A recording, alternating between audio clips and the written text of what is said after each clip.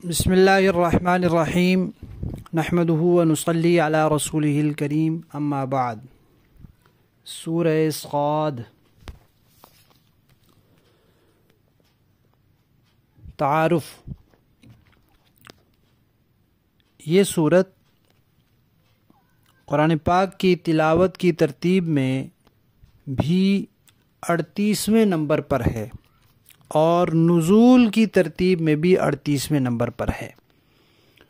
اس میں 5 رکوع ہیں، 88 آیات، 838 کلمات اور 3107 حروف ہیں۔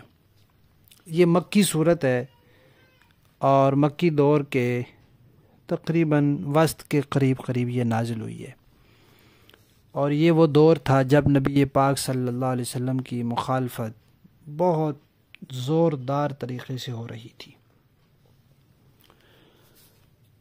اس سورت کے آغاز میں مکہ کے قریشی سرداروں کی کچھ باتوں کا تذکرہ ہے اور پھر آگے دور تک ان کا جواب ہے۔ ایک مرتبہ قریشی سردار نبی پاک صلی اللہ علیہ وسلم کے چچا ابو طالب، وہ بھی قریشی سردار تھے، ان کے پاس آئے۔ کون سے سردار آئے؟ ابو جہل، ابو سفیان، امیہ بن خلف، عاص بن وائل وغیرہ۔ انہوں نے آ کر ابو طالب سے کہا، ابو طالب مسلمان تو نہیں ہوئے تھے لیکن وہ نبی پاک صلی اللہ علیہ وسلم کا ساتھ دیتے تھے، ان کی طرفداری کرتے تھے اور لوگوں کو انہیں نقصان پہنچانے میں آڑ بنتے تھے، رکاوٹ بنتے تھے لوگوں کے لیے۔ تو وہ کیونکہ سردار تھے تو ان کا لحاظ کیا جاتا تھا اور یہ مشرکین بھی ان کا لحاظ کرتے تھے۔ تو انہوں نے جا کر ایک دفعہ مشرکین نے ابو طالب سے کہا کہ آپ کے جو بھتیجے ہیں وہ ہمارے بتوں کو برا بلا کہنا چھوڑ دیں اور وہ اپنے دین پہ عمل کرتے رہیں، ہم اپنے دین پہ عمل کرتے رہیں، تو یہ جو مخالفت کی فضا ہے یہ ذرا ٹھنڈی ہو جائے گی۔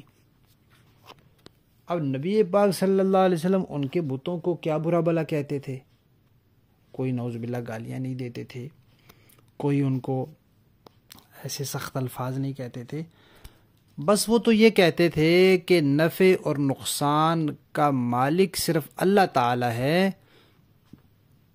یہ بت نفع اور نقصان نہیں دے سکتے، یہ بت خدا نہیں ہے، یہ خدائی صفات میں شریک نہیں ہے، نہ یہ خدا کی ذات میں شریک ہیں، نہ صفات میں، نہ عبادات میں، نہ ان کے پاس کوئی خدائی اختیار ہے۔ تو اس خدائی اختیار کی نفی کو وہ برا بلا کہنے سے تعبیر کرتے تھے۔ آج کی جو مشرکانہ ذہنیت ہے وہ بھی یہی ہے۔ اگر کسی نے حضرت حسین، حضرت علی رضی اللہ تعالیٰ عنہما کے بارے میں کوئی تصور گھڑ لیا ہے اور ان کے لیے کچھ خدائی صفات کو سوچ لیا ہے، تو اگر کوئی دوسرا نفی کرے گا تو وہ کہیں گے کہ انہوں نے حضرت حسین کی توہین کر دی، حضرت علی کی توہین کر دی۔ ان مشرکین نے بتوں کے لیے خدائی صفات اور خدائی اختیارات تجویز کر رکھی تھی، اور اب لوگوں نے، پھر عیسائیوں نے وہی صفات حضرت عیسیٰ کے لیے تجویز کر رکھی تھی، اب لوگوں نے حضرت علی اور حضرت حسین کے لیے تجویز کی۔ اب کوئی منع کرتا ہے، کوئی نفی کرتا ہے کہ حضرت حسین خدائی صفات اور خدائی اختیارات کے مالک نہیں تھے، تو کہتے ہیں یہ ان کی توہین ہو گئی۔ اسی طرح کوئی رسول اللہ صلی اللہ علیہ وسلم کے بارے میں خدائی اختیارات اور خدائی صفات کا کہے کہ وہ بھی خدائی اختیارات کے مالک ہیں یا خدائی صفات میں کچھ ان کا بھی حصہ ہے، یا اور بزرگوں کے بارے میں، اولیاء اللہ کے بارے میں کہے اور وہاں نفی کی جائے، تو وہ فوراً کہتے ہیں کہ انہوں نے بزرگوں کی توہین کر دی یا نبی کی بے ادبی کر دی۔ تو وہ مشرکین جو تھے سردار، انہوں نے کہا کہ یہ ہمارے خداؤں کو برا بلا کہتے ہیں، وہ نہ کہیں۔ اب وہ سارے بیٹھے ہوئے تھے، نبی پاک صلی اللہ علیہ وسلم بھی تھے، ابو طالب بھی تھے، یعنی حضرت علی کے جو والد تھے۔ بات ہوئی تو ابو طالب نے کہا کہ یہ مکہ کے سردار ہیں اور یہ آپ کی شکایت لے کر آئے ہیں، یہ چاہتے ہیں کہ آپ ان کے بتوں کو برا نہ کہیں اور جو آپ کہیں یہ ماننے کو تیار ہیں۔ نبی پاک صلی اللہ علیہ وسلم نے فرمایا چچا جان، میں ایک بات کہتا ہوں، اگر یہ لوگ وہ بات مان لیں تو پورا عرب، پورا عجم ان کے تابع ہو جائے اور امن ہی امن ہو جائے۔ تو انہوں نے کہا کہ کیا بات ہے؟ صرف ایک بات؟ حضور نے کہا بالکل ایک بات۔ انہوں نے کہا بتائیں وہ کیا بات ہے؟ حضور نے فرمایا وہ بات ہے لا الہ الا اللہ۔ اب ان کو یہ سن کر طیش آ گیا، وہ اٹھ کھڑے ہوئے۔ انہوں نے کہا کہ یہ کتنی عجیب بات کرتا ہے کہ ساری دنیا کے سارے معبودوں کو چھوڑ دو اور صرف ایک خدا کو تسلیم کرو، صرف اسی کی عبادت کرو۔ بھلا ایک خدا اکیلا پوری کائنات کا سارا نظام چلائے گا کیسے؟ تو یہ تو بڑی عجیب بات اس نے کر دی، اور کہا کہ یہ تو اپنی بات پہ پکا ہے، ڈٹا ہوا ہے۔ اب آگے قرآن پاک میں پھر ایک لفظ آیا ہے ان ھذا لشیء یراد، اس کے بارے میں یہ بھی کہا گیا ہے کہ مشرکین یہ کہہ رہے تھے کہ یہ جو اپنی بات پہ ڈٹا ہوا ہے محمد، اصل میں اس کی غرض کوئی اور ہے، یہ چاہتا ہے خدا کا نام لے کر ہم پر حاکم بن جائے، سرداری اور اقتدار اس کو مل جائے۔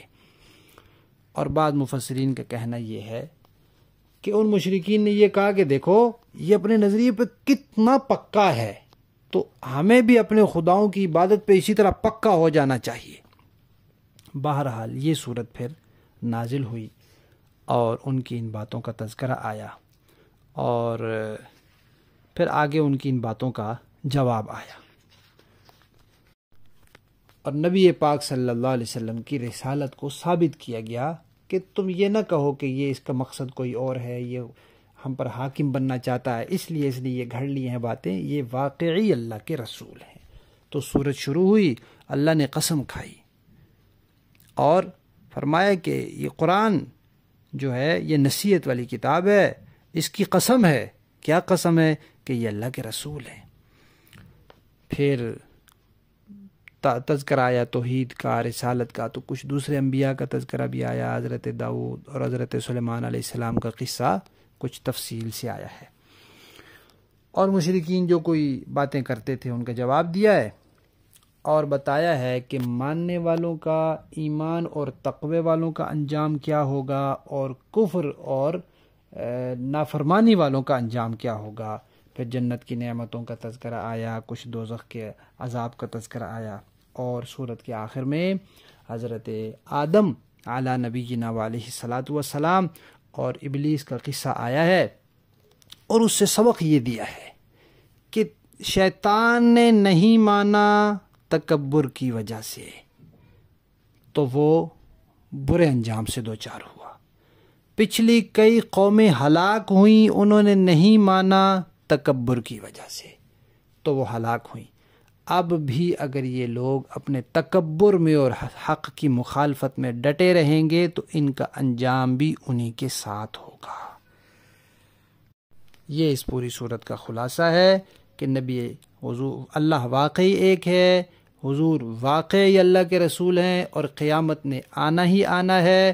ایمان اور تقوی والے کامیاب ہوں گے اور کفر اور نافرمانی والے ناکام ہوں گے۔